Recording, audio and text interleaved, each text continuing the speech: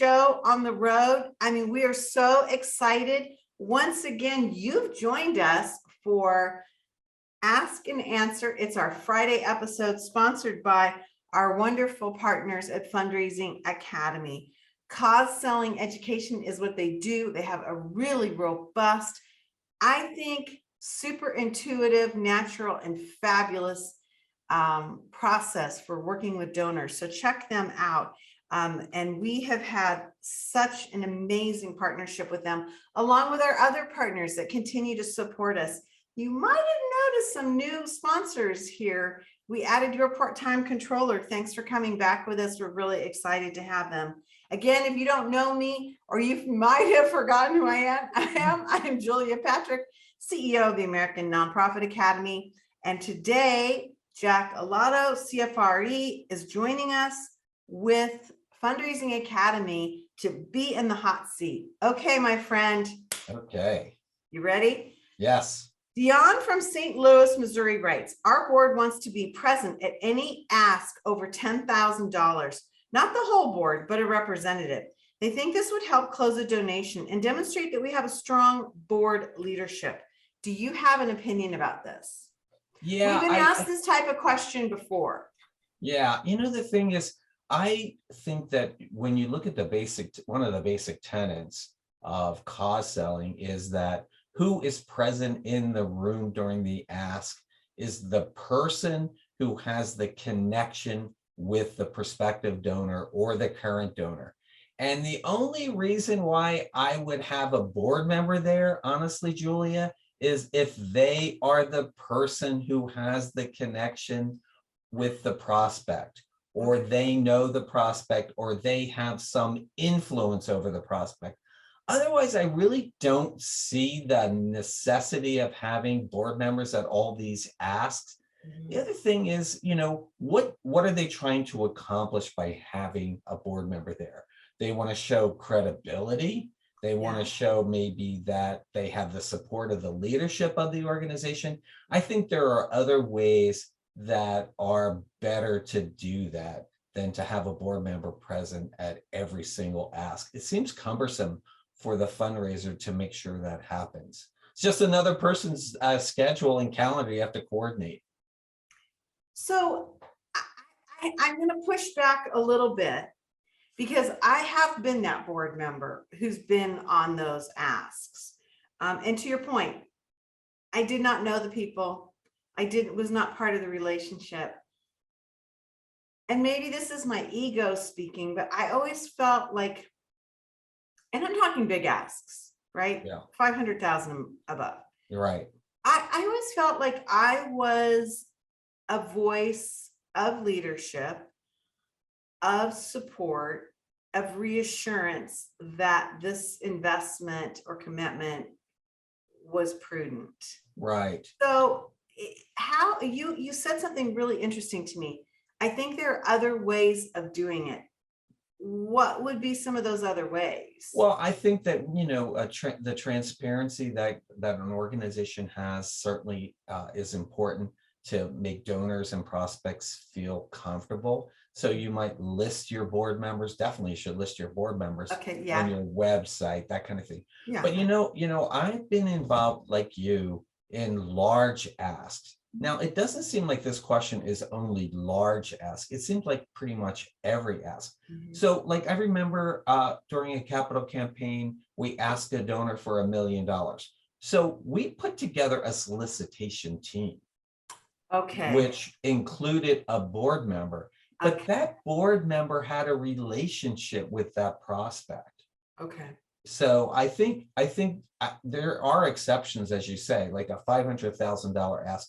You probably might want to bring a board member, especially if they're connected in some way to that potential donor.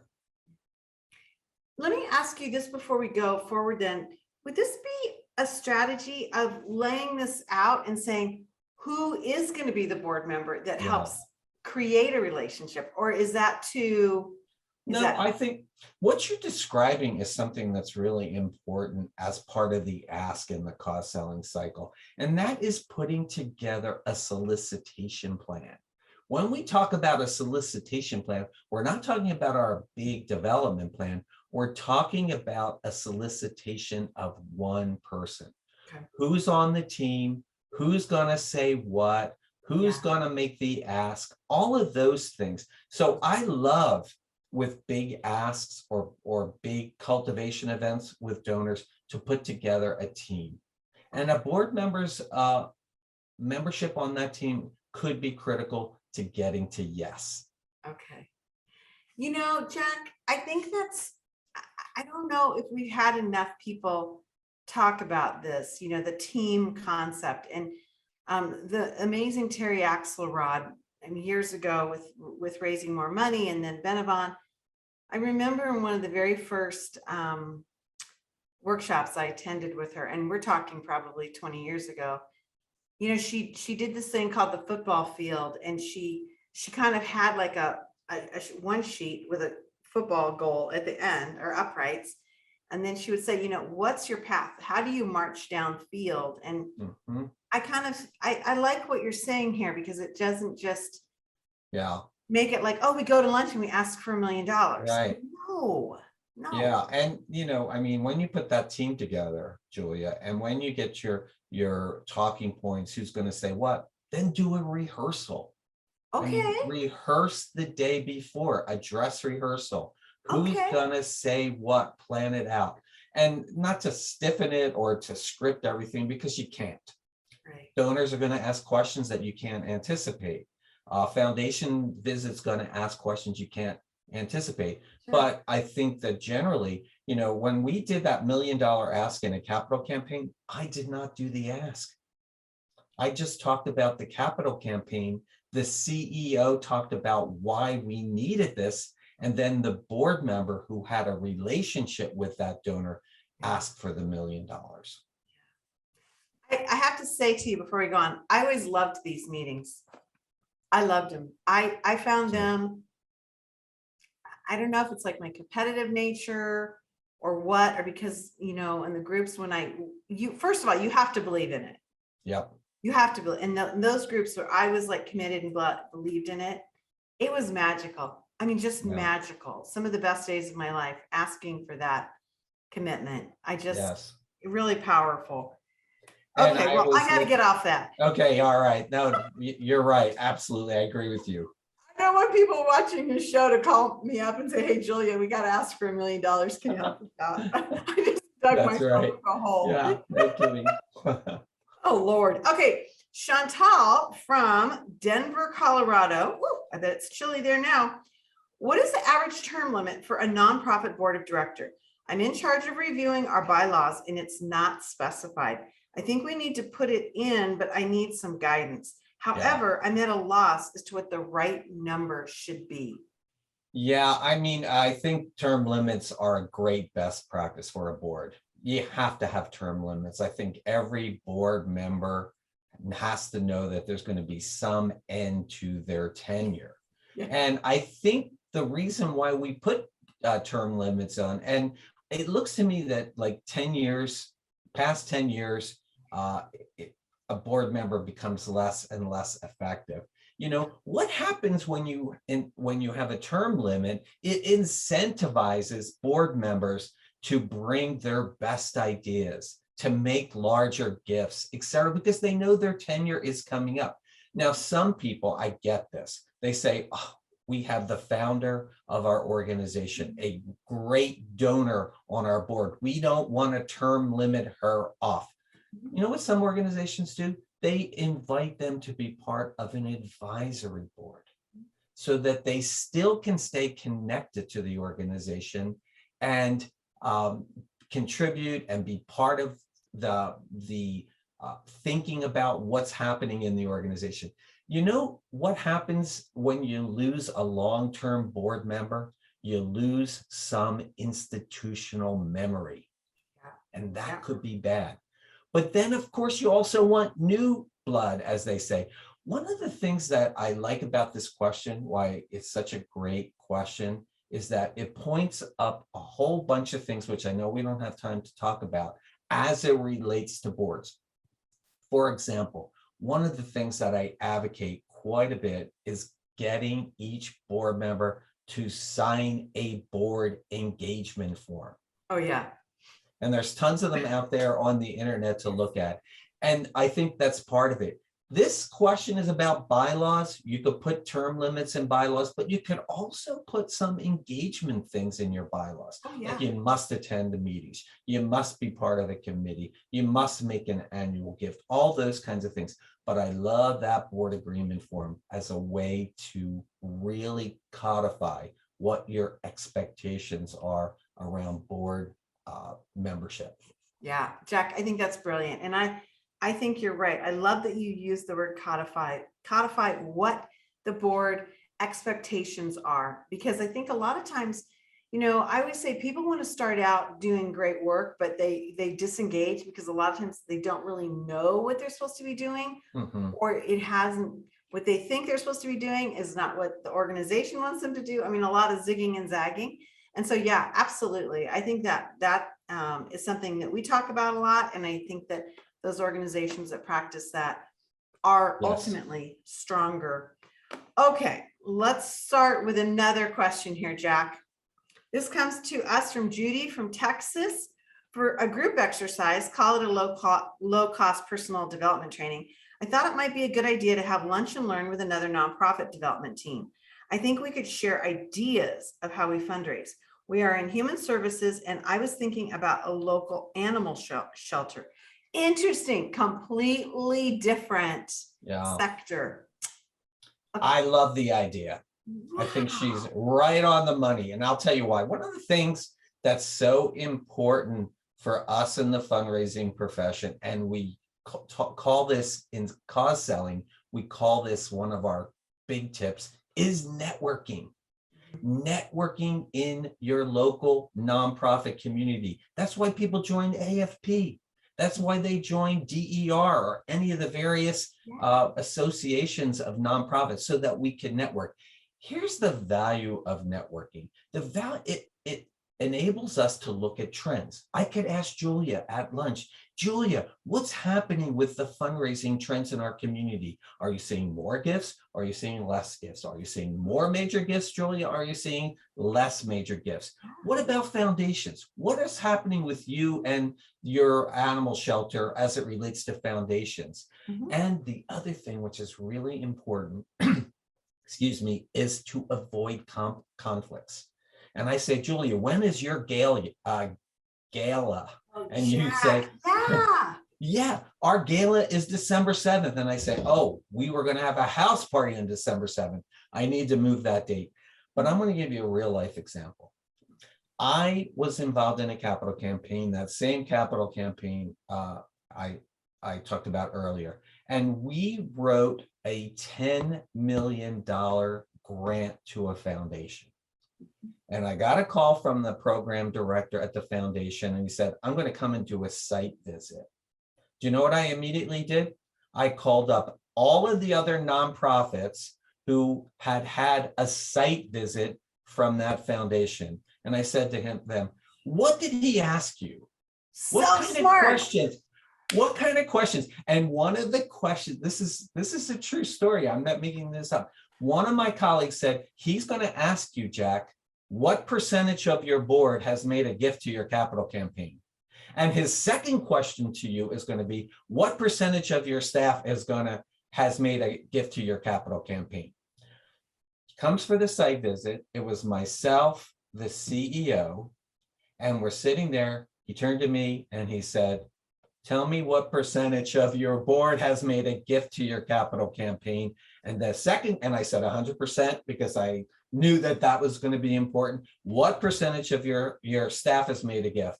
And those were the only two questions, Julia, he asked me. Then he turned to the CEO and he said, why do you need a new building?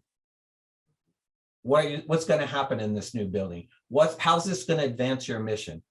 That's why we talk to our colleagues. That's why we network, for those important things. Okay, the show's over. It's not going to get any better than this. It's a true story. I love it. I love it. And you were really smart and vulnerable. Let your ego get out of the way to call a nonprofit competitor, so to speak. That's Yeah. cool. That is maybe the lesson of the month. Yeah. That's really awesome. And the truth of the matter is we got a $5 million grant. I We love had it. asked for 10 million, but we got 5. And I just thought, this is awesome. And when I called around to my cohort, my colleagues, and told them, yeah, we got the 5, they were like stunned. And I said, well, you deserve part of the credit, guys, because you helped me understand what questions I was going to get. So Okay, yeah, so I know this is like getting out the crystal ball and polishing yeah. it off, but if you weren't prepared for that, do you think that your 5 million would go down or maybe go to 0? Do you Yeah. have a sense of it? Well, I think if I said to him, only 70% of our board has made a gift to the capital campaign, he probably just said, well, what are you asking me for a gift for? You can't even get your board members who are the investors of this organization to make a gift. And I didn't have 100% from the staff, but we had a high percentage from staff.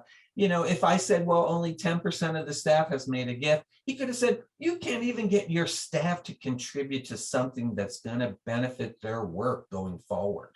So I think it's really important to network with your colleagues, talk to them about foundations, and you could do this with major donors. I'm going to ask Julia Patrick for $500,000.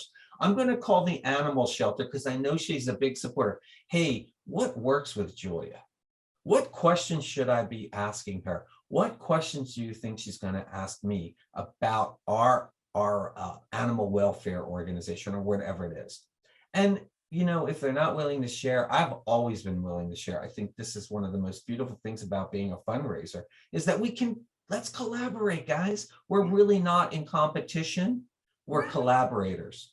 Right. Ultimately, it builds a stronger ecosystem. Yep. And I believe that big donors follow other big donors. They So, do.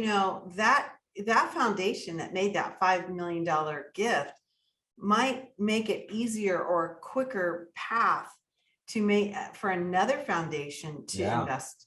I mean, I just think that we follow success. It's kind of part of the human condition. It shows credibility. Yeah. It says this foundation has made an investment in this new building for this nonprofit to this amount of money. We know that foundation, this gives credibility to your organization. It's also true if I land a $500,000 gift from a donor, an individual donor or a corporation, it gives credibility. So we should share those things. Let's help all boats rise, right? Yeah, exactly. Okay, this is fun. Oh my gosh, in the Chitty Chat, we were talking about Boise. How funny. We have a question from Boise. I love Boise, Idaho. Oh my God, that's crazy. Okay, name withheld, which Jack, my favorite questions of all time. Our CEO has announced that he has plans to retiring in 2022. He's not been very specific. Our leadership team is a bit surprised, but we feel that he did not give enough info. For example, the date and the process on how a new CEO will be found. How do we get this topic in discussion so we will not all be freaked out? Yeah, very interesting. Yeah, it's a great question, but here's where the responsibility lies. It lies with the board. Yeah. The board manages the CEO of the organization. If this CEO has announced that she's leaving the organization and she hasn't specified the date, the chairman of the board or the leadership committee, the executive committee of the board should sit down with her and say, okay, you've announced your resignation. Give us some details, what's going to happen. But I think it also points, so the board has that responsibility. It also points to the need for succession planning. Yes. What's one of the most popular shows right now on HBO? Isn't it called Succession? Where all these children are trying to figure out who's going to take over when daddy leaves the company. I don't really watch the show, but I think that's what it's about. The name of the show is Succession. They don't have a succession plan. So now they're all fighting with one another, right? So you want to avoid that. A succession plan is really important. Even when I've been leading organizations, I would say to the staff, I'm probably not going to stay here for the rest of my life, but maybe I'll leave in 3 years. And let's start talking about what that would look like. Yeah. It's interesting because I think about this in terms of the HR professionals that we've had on. And then the number that we keep hearing is 6 to 12 months on a CEO search. And with the Great Resignation, that number is going up because now CEO, C-suite level, personnel, they have more options. They can shop it. They can be a little bit more judicious on who and where and what part of the country they're going to be in and what their workload's even going to be. Yeah. And that's such a good point, Julia, because if you give 2 weeks notice, there's a scramble, especially for a leadership position like that one. But if you say, I'm going to leave in 6 months, they could be thoughtful about their search. They could be thoughtful about the type of person they're looking for. And the job market is so tight right now. It's not fair to your organization to give them a 2-week notice. You really need to give them a little bit more lead time, not only at the C-suite level, but pretty much across the board in director positions. It's interesting. We have a guest coming on in 2 weeks, Jeffrey Wilcox. He's been on before, and he runs the CEO Interim Academy, where they teach professionals that have been in the business how to manage interim positions and leadership.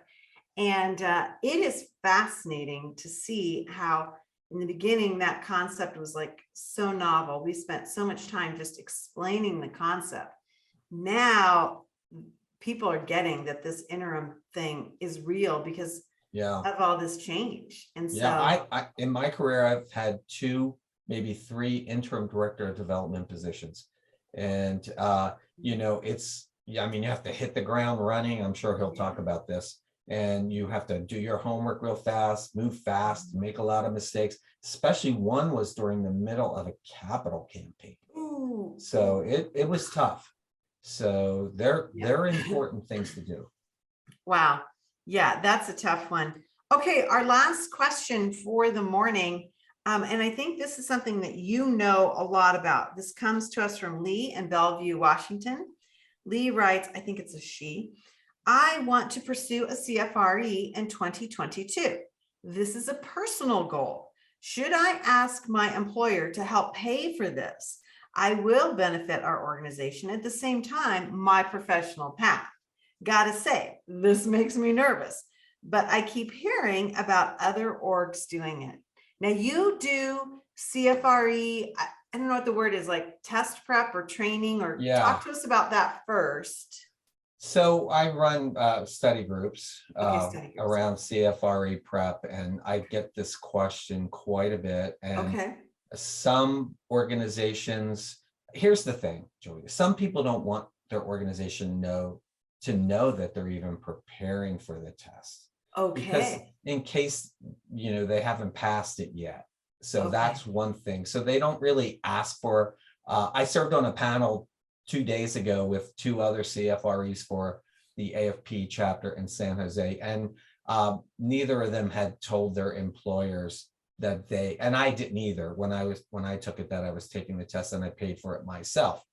I like to say this, give your employer a rationale why they should pay. And I'll tell you what, if I did it now, I would ask my employer to pay for it.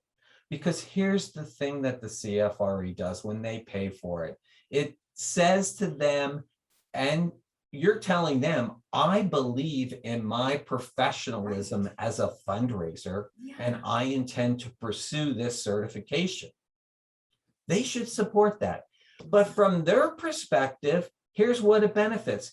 When you provide your staff people with professional development, whether it's the CFRE or anything, you retain them.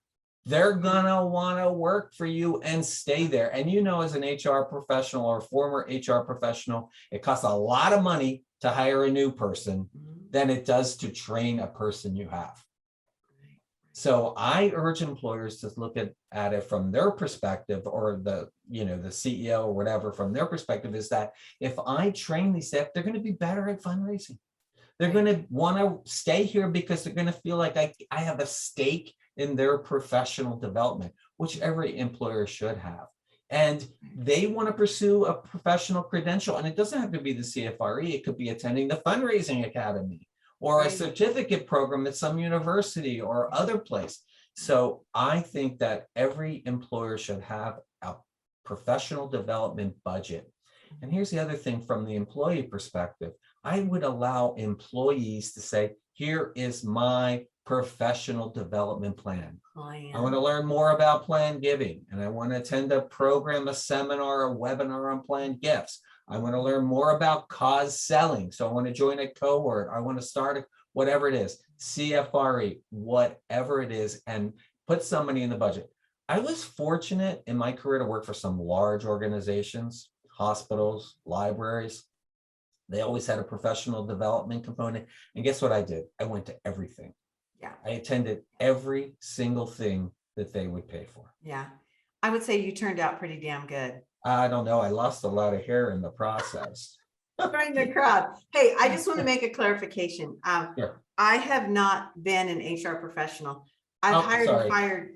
No, I've hired and fired a lot of people as a business owner, and it's certainly in publishing over 30 years. And even now with the American Nonprofit Academy. So I don't want to misrepresent anything, but I have one more question along this line.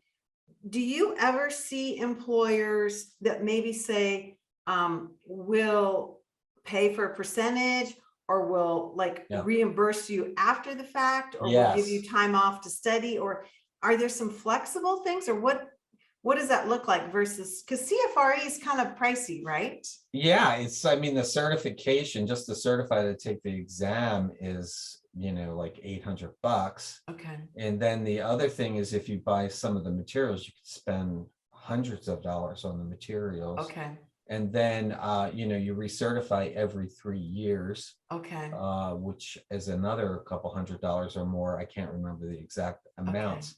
Okay. Yeah. But I think all of those things, I have met people studying for the CFRE who say to me, oh, my boss said, take as much time as you need, gave me the week off prior to taking the exam, or, any number of things, or a percentage. My funny thing is, when I got the CFRE back before FIRE was invented, I went into my employer and I said, hey, guess what? I passed the CFRE today. And they said, what's that?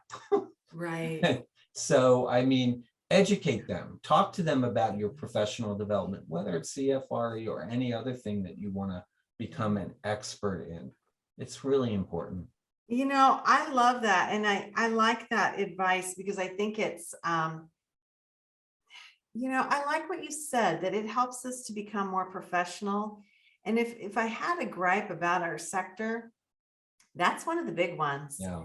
It's just because you're doing something benevolent or something for good, that doesn't mean you can step aside professionalism. Yeah. And when you get any kind of a certificate, including one that we would give you at the Fundraising Academy, it's a testament to your employers and your donors. Yeah. That you are interested at being the best you can as a professional fundraiser. Yeah. Well, even at the American Nonprofit Academy, we do that. We have certificates, and we have, and I agree with you. I really, really do. Well, hey, Jack, you've been amazing. We always love having you on. Here's Jack's information. Now, in your test prep, can that be done virtually or remotely, or is it's done virtually. Here's the interesting thing. We just completed our study group. We're going to have another study group starting in January. Okay. And I am very fortunate to tell you all that I can now, people who attend can get continuing education credits from CFRE. I'm one of a handful of individuals in the world who are able to do that. Nice. So, yeah, it's nice. Nice. Congratulations. Well, here's Jack's information. Reach out to him if you want more information, because I really do believe this is the right way to go for so many folks. and he can talk to you more about it. Again, fundraisingacademy.org, one of our fabulous partners that allows us to have these conversations. Again, I'm Julia Patrick. Jarrett Ransom, the nonprofit nerd herself, will be back with me on Monday. And again, we want to thank all of our presenting sponsors. Without you, we would not be here having these discussions. Wow, Jack, this has been a great way to end the week. Yes. Thank you for having me, and thank you to everybody. And also reach out to me to learn more about the Cost Selling Academy we have at National University, Fundraising Academy at National University. It's an amazing program. And I have said this to you privately. I've said this publicly to so many of your team.